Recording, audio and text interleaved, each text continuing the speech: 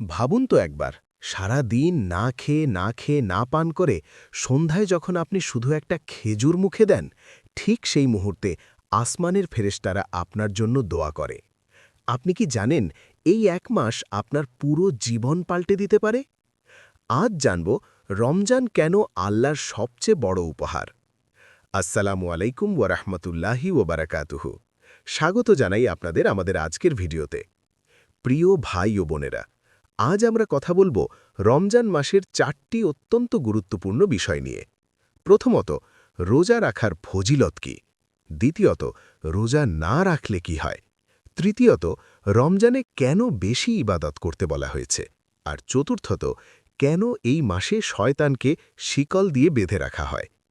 পুরো ভিডিওটি মনোযোগ দিয়ে শুনুন, কারণ হয়তো এই রমজানটাই আপনার জীবনের মোড় ঘুরিয়ে দিতে পারে। বিষয় ১, রোজা রাখার ফজিলত। আল্লাহ সুবহানাহু ওয়া তাআলা পবিত্র কোরআনে বলেন, হে ঈমানদারগণ, তোমাদের উপর রোজা ফরজ করা হয়েছে, যেমন ফরজ করা হয়েছিল তোমাদের পূর্ববর্তীদের উপর, যেন তোমরা তাকওয়া অর্জন করতে পারো। সূরা আল বাকারা আয়াত ১৮৩। ভাই ও বোনেরা, আপনি কি জানেন রোজার ফজিলত কতটা বিশাল? রাসূলুল্লাহ সাল্লাল্লাহু আলাইহি ওয়াসাল্লাম বলেছেন, রোজাদারের মুখের গন্ধ আল্লাহর কাছে মিস্কের সুগন্ধির চেয়েও প্রিয়। বুখারী ও মুসলিম। আরেক হাদিসে এসেছে, প্রতিটি নেক আমলের সওয়াব ১০ থেকে ৭০০ গুণ পর্যন্ত বাড়ানো হয়, কিন্তু রোজা নিয়ে আল্লাহ বলেন, রোজা আমার জন্য, আর আমি নিজেই এর প্রতিদান দেব। হাদিসে কুদসি। ভাই, একটু ভাবুন, যার পুরস্কার আল্লাহ নিজে দেবেন, সে ইবাদতের মর্যাদা কত বড়। রোজাদারের জন্য জান্নাতে আছে একটি বিশেষ দরজা, এর নাম রায়্যান। এই দরজা দিয়ে শুধু রোজাদাররাই প্রবেশ করবে। রসুল সাল্লাল্লাহু আলাইহি ওয়াসাল্লাম আরও বলেছেন, যে ব্যক্তি ঈমান ও সাওয়াবের আশায় রমজানের রোজা রাখে, তার পূর্ববর্তী সব গুনাহ মাফ করে দেওয়া হয়। এমনকি কিয়ামতের দিন রোজা নিজেই বান্দার পক্ষে সুপারিশ করবে। ১ মাস সংযম আর বিনিময়ে সারা জীবনের গুনাহ মাফ। বলুন তো, এই সুযোগ কি হাতছাড়া যায়?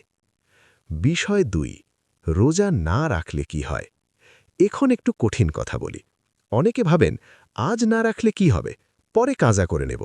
কিন্তু রাসূলুল্লাহ সাল্লাল্লাহু আলাইহি ওয়াসাল্লাম কি বলেছেন শুনুন, যে ব্যক্তি বিনা কারণে রমজানের একটি রোজা ভেঙে ফেলে, সে যদি সারা জীবন রোজা রাখে, তবুও সে ওই একটি রোজার ক্ষতিপূরণ করতে পারবে না।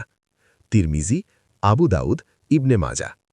ভাই ও বোনেরা, রমজানের রোজা ইচ্ছাকৃতভাবে না রাখা একটি কবিরা গুনাহ। আল্লাহর কাছে কঠিন জবাবদিহি।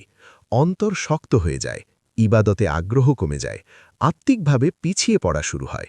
যখন পুরো উম্মাহ আল্লাহর রহমতে ভাসছে, ঠিক তখন আপনি নিজেকে বঞ্চিত করছেন। হ্যাঁ, অসুস্থ, বৃদ্ধ, গর্ভবতী, সফরতদের জন্য ইসলাম সহজ ব্যবস্থা রেখেছে, কিন্তু ইচ্ছাকৃতভাবে রোজা না রাখা মানে আল্লাহর বিশেষ নেয়ামতকে অস্বীকার করা। বিষয় ৩, রমজানে কেন বেশি ইবাদত করতে বলা হয়? এই প্রশ্নের উত্তর খুব গভীর। প্রথম কারণ, রমজানে প্রতিটি আমলের সওয়াব বহুগুণে বেড়ে যায়। রাসূল সাল্লাল্লাহু আলাইহি ওয়াসাল্লাম বলেছেন, রমজানে একটি নফল ইবাদত অন্য মাসের ফরজ ইবাদতের সমান, আর একটি ফরজ ইবাদত অন্য মাসের ৭০টি ফরজের সমান। একই সময় কিন্তু ৭০ গুণ বেশি লাভ। বুদ্ধিমান মানুষ কি এই সুযোগ ছাড়ে? দ্বিতীয় কারণ, লাইলাতুল কদর। এই রাত হাজার মাসের চেয়েও উত্তম। এক রাতের ইবাদত সমান ৮৩ বছরের ইবাদত। তৃতীয় কারণ, এটি আত্মা পরিশুদ্ধ করার মৌসুম। যেমন কৃষক ফসল কাটার সময় বেশি পরিশ্রম করে, ঠিক তেমনি মুমিন এই মাসে আখিরাতের জন্য বেশি পুঁজি জমা করে। চতুর্থ কারণ, এটি অভ্যাস বাদলানোর সেরা সময়। বিজ্ঞান বলে ২১ দিনে একটি অভ্যাস তৈরি হয়, রমজান ৩০ দিনের। এই মাস আপনার নামাজ, কোরআন, জিকির, পুরো জীবনটাই রিসেট করে দিতে পারে। কেন শয়তানকে শিকল দিয়ে বেঁধে রাখা হয়? অনেকের প্রশ্ন, শয়তান বাধা থাকলে তবুও মানুষ পাপ করে কেন? রাসূল সাল্লাল্লাহু আলাইহি ওয়াসাল্লাম বলেছেন, রমজান এলে জান্নাতের দরজা খুলে দেওয়া হয়, জাহান্নামের দরজা বন্ধ করা হয়, আর শয়তানদেরকে শিকল দিয়ে বেঁধে রাখা হয়। বুখারী ও মুসলিম। আলেমরা বলেন, শয়তান বাধা থাকলেও আমাদের নাফস বা কুপ্রবৃত্তি এখনও থাকে। বছরের পর বছর যে খারাপ অভ্যাস তৈরি হয়েছে, তা একদিনে যায় না। এই মাসে যদি পাপ হয় তাহলে বুঝতে হবে এটা আমাদের নিজের দুর্বলতা, শয়তানের ধোঁকা নয়। আর এটাই আল্লাহর রহমত। শয়তান বাধা থাকায় ভালো কাজ করা সহজ হয়। মসজিদ ভরে যায়, কুরআন তেলাওয়াত বাড়ে, দান সদকা বেড়ে যায়। এই মাস আমাদের পরীক্ষা নয়, শয়তান ছাড়া আমরা কতটা ভালো মানুষ হতে পারি। উপসংহার। প্রিয় ভাই ও বোনেরা, আজ আমরা জানলাম রোজার ফজিলত আল্লাহর সাথে সম্পর্ক গড়ে তোলে। রোজা না রাখার পরিণতি ভয়াবহ।